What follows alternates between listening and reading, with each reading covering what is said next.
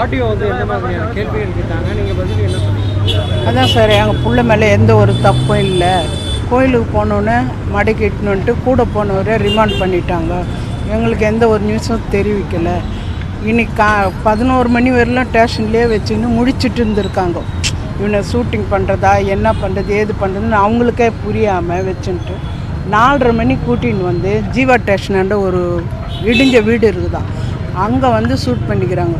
ஆனால் ஒரு என்கொயரி பண்ணுறவங்க ஷூட் பண்ணுறவங்க எப்படி பண்ணணும்? என்னை தொர்த்தின்னு ஒன்று என்னை சுட்டான்ற, நீ காலில் சுடு கையில் சுடு, எதுக்கு நெஞ்சில் சுட்டுக்கிற? அப்போ இது திட்டம் போட்டு செஞ்ச கொலை தானே. இதுக்கு காரணம் சம்பவம் செஞ்சுருக்கான். ஏன்னா ஏற்கனவே தேனாம்பேட்டையில் சிக்னலில் பாம்பு அடித்தான், பாலாஜி தப்பிச்சிட்டான்.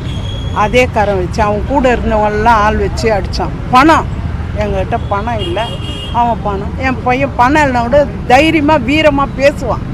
யாராக இருந்தாலும் தைரியமாக பேசுவான். எது வந்தாலும் இது நல்லதா அது கெட்டதான்னு பார்த்து செய்கிறவன். என் பிள்ளை பயப்படுறவன் கிடையாது. அப்படியேப்பட்டவனே இப்போ என்கவுண்ட் பண்ணிக்கிறீங்க. எதுக்கு பண்ண? கேஸே கிடையாத.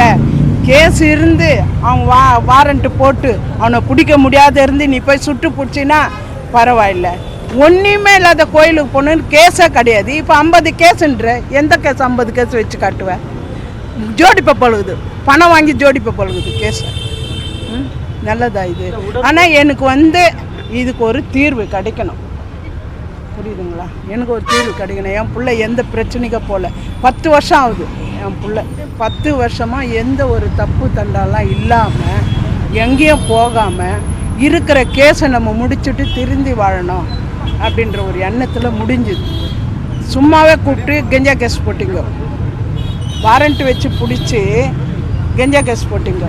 போட்டு தான் இவனுக்கு கெஞ்சா கேஸ் பழக்கம் இல்லை. அது மாதிரி யாருக்கிட்டே பேச்சும் கிடையாது. அது அந்த எந்த கதையும் அவனுக்கு தெரியாது. கெஞ்சா வக்கீல்கிட்ட சொல்லி எனக்கு 3 மாதம் ஆயிடுச்சு, பெயில் போடு பெயில் போடணும். அப்புறம் 3 மாதம் பொறுத்து பெயில் போடுது, பெயில் கேன்சல் ஆயிடுச்சு. அப்போ அவங்க என்ன சொன்னாங்க, இதோட பெயில் கிடைக்காது, கேஸை முடிச்சுன்னு தான் போகணும். சரின்னு நான் இங்கே இருந்து நான் கேஸை முடிச்சுன்னே போகிறேன்னு 2.5 வருஷம் உள்ளே இருந்தான். போன ஆகஸ்ட்டுக்கு தான் ரிலீஸ் ஆனான். ரிலீஸ் ஆகி போன ஆகஸ்ட்டு ரிலீஸ் ஆனான். இந்த ஆகஸ்ட்டுக்கு அந்த மாதிரி பண்ணாங்க. நான் வந்து இது வச்சு நடத்துகிறான், ஆசிரமத்துக்கு சாப்பாடு போடுவான். இப்போ கூட வேளாங்கண்ணிக்கு போயிட்டு 2000 பேர் சாப்பாடு. உடலை பார்த்தீங்களா? உடல் ஏதோ காயம் மாதிரி இருக்குது சார். இப்போ போய் பார்த்தேன், சார் வந்தார்ல, அப்போ போய் பார்த்து அழுதுட்டு தான் வந்தோம். தூங்குற மாதிரியே இருக்கிறான். இங்கே தான் குண்டு பாந்துக்குது, வேறு எங்கேயும் இடையில பேண்ட்டு ஷர்ட்டோடு படுத்துனுக்கிறான்.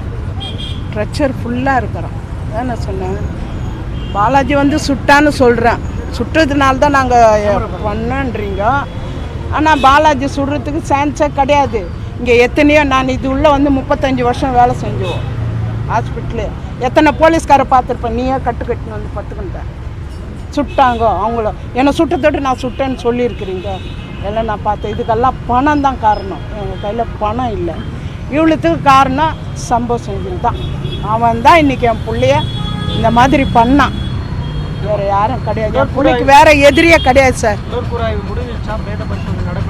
இன்னும் இல்லை சார். இப்போ நாங்கள் இப்போ தான் பண்ணுறாங்க. இன்னும் ஜட்ஜி வரணுமா, அவர் வந்து ஏற்பாடு பண்ணுறேன். நாங்கள் நீங்கள் பண்ணிக்கோங்க, நான் இப்போ வாங்க மாட்டேன், காலையில் வந்து வாங்கிக்கிறேன். இப்போ வாங்கின்னு போயிட்டு வச்சுட்டு பிள்ளைங்க ஒன்றோட ஒன்று பிரச்சனை பண்ணி அதுக்கு வேறு இது. அதனால் நான் காலையில் வந்து வாங்கிக்கிறேன் சார்னா சரின்னு ஒத்துங்கினார்.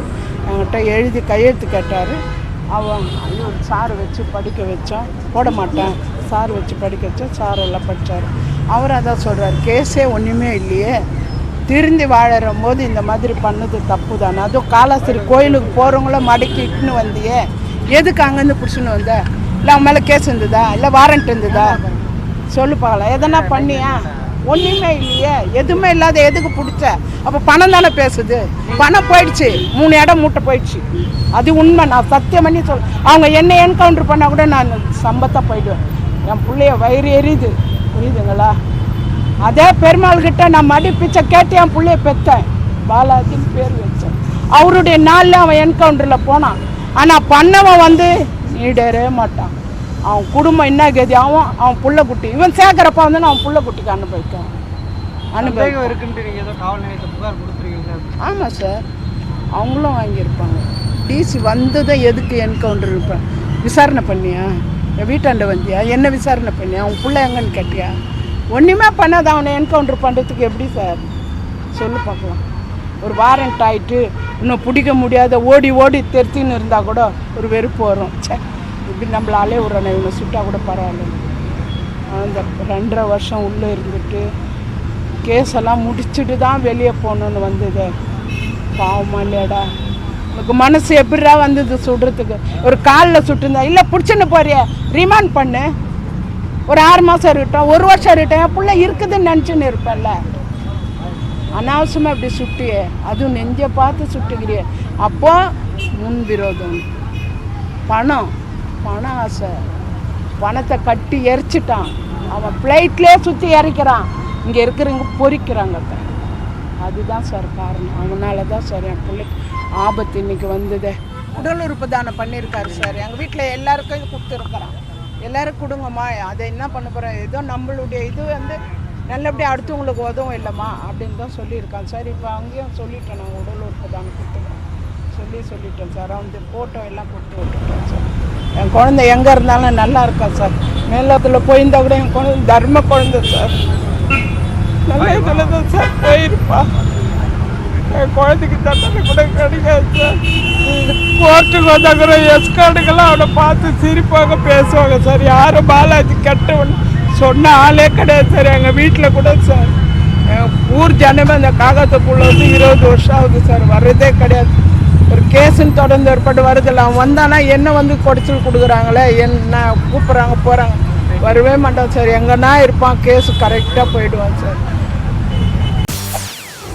செய்திகளை உடனுக்குடன் தெரிந்து கொள்ள உடனே சப்ஸ்கிரைப் பண்ணுங்க.